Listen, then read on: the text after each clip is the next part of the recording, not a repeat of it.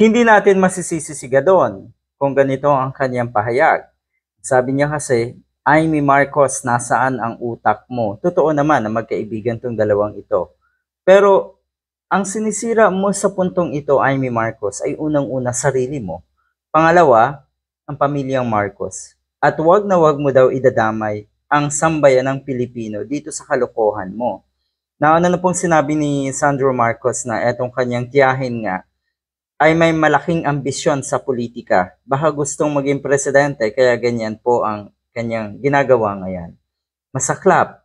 Pero ganyan eh. Nagkataon talaga na pwede kayong magsiraan, kayo-kayo mismo eh.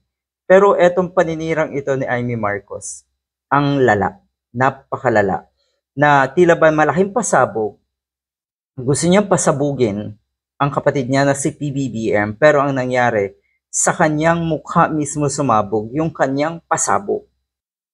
Ang pinakarason, posible daw kasing ipakulong netong si PBBM, si Amy Marcos, dahil sangkot ito sa napakalaking katiwalian din sa Ilocos Norte.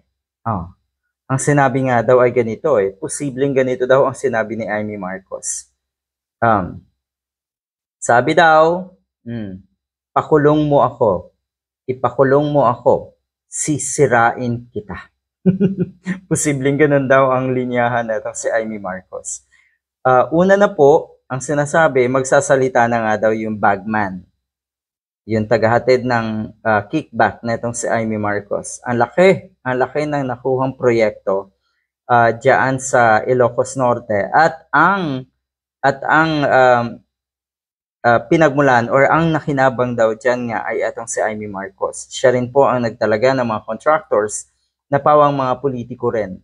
Isa pa, itong mga Diskaya ay mukhang magsasalita na rin at yun nga aaminin na sila pala ay isa sa mga contributor sa campaign netong si Amy Marcos. The Diskayas has a 150 flood control projects in Ilocos Norte. Yan. According to the sources, Amy has a hand on these projects and she awarded it to the politician who has a construction company in the province. Ang lala. Yan.